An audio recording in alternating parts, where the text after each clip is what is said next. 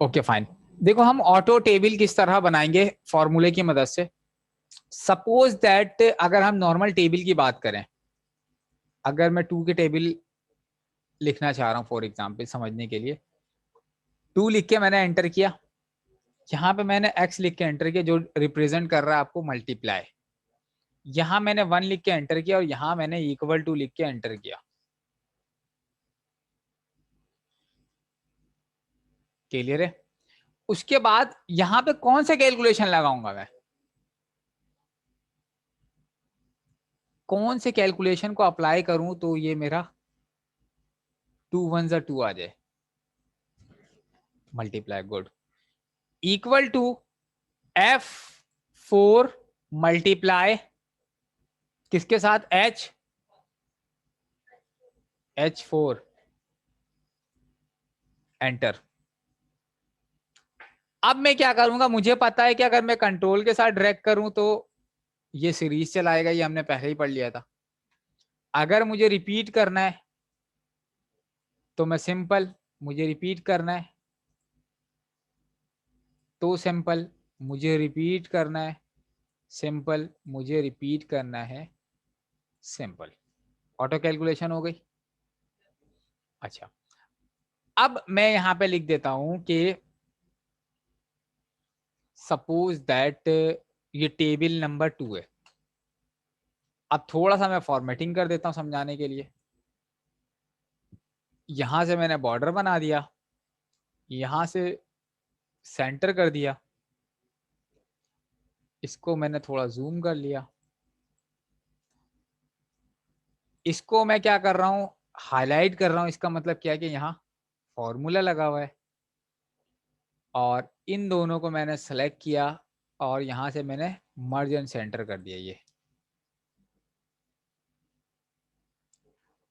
अब मैं ये चाह रहा हूं कि अगर मैं यहाँ 2 की जगह 3 लिख दूं तो मेरे पास 3 का टेबल है जाए, ऐसा ऑटो बन जाए। अगर मैं 4 लिखूं तो 4 का टेबल बन जाए। तो इस कंडीशन में क्या करते हैं कि हम सेल टू सेल जो है वो लिंक लगा देते हैं फॉर्मूले की सूरत में। कैसे? इसको हमने क्या करना है, इक्वल टू, इसके अंदर से चीजें उठाओ। कहां से उठाओ? जो कि आपके किस में पड़ी हुई, F3 के अंदर पड़ी हुई ये वाली।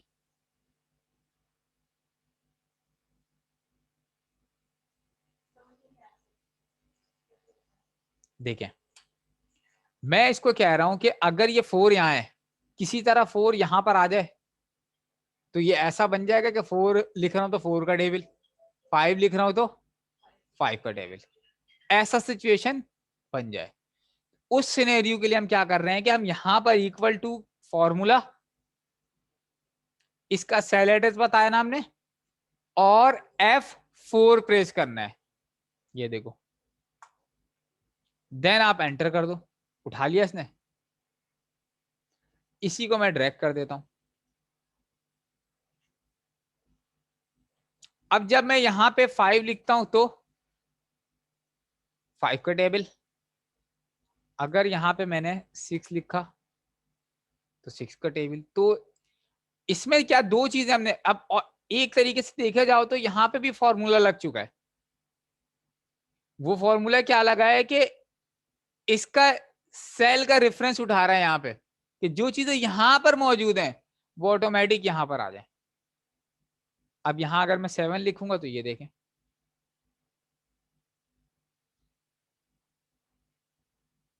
क्लियर है?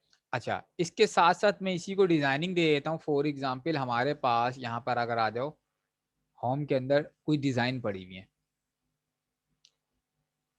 अब जैसे मैं सेलेक्ट करूंगा तो ये पूरा टेबल उस तरह कन्वर्ट हो जाएगा, ये देखो, डिजाइनिंग पॉइंट ऑफ व्यू से। मतलब वो रेडीमेड चीजें, आप वो उसको वहां से पिक कर लो, ठीक है। अगर अपनी हेडिंग्स बनानी है तो यहाँ से आप इसको इंक्रीज डिक्रीज जो भी मामलात हैं वो आप कर सकते हैं यहाँ से। क्लियर है भाई? बेसिकली मकसद आपको टेबल सिखाना नहीं है, आपको कॉन्सेप्ट बताना है कि हम सेल टू सेल भी लिंक लगा सकते हैं। और ये जो मैंने F4 प्रेस किया है, ठीक है, इक्वल टू 7 इंटू से F3। अगर मैं F4 प्रेस नहीं कर रहा हूं और मैं ड्रैग करूंगा तो मेरी वैल्यू सही नहीं आएगी समटाइम, क्योंकि इसने रेफरेंस नहीं उठाया।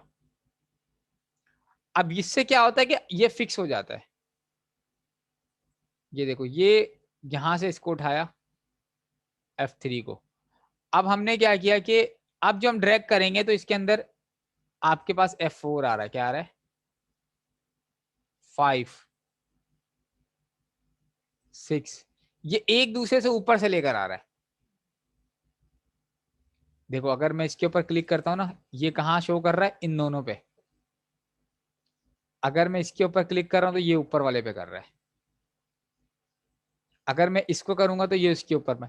बट अगर मैं इक्वल टू इसका सेल एड्रेस दबा के यहाँ पे F4 कर दूं, तो अब जब मैं ड्रैग करूंगा तो अब मैं कहीं भी ड्रैग कर दूं वो ऊपर वाले का सेल एड्रेस उठाएगा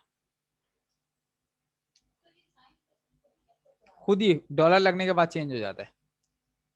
देखो अभी भी अगर मैं यहां क्लिक करूंगा तो इसका सेल एड्रेस उठाएगा। ये देखो, ये F4 एब्सोल्यूट एड्रेस की वजह से है ये।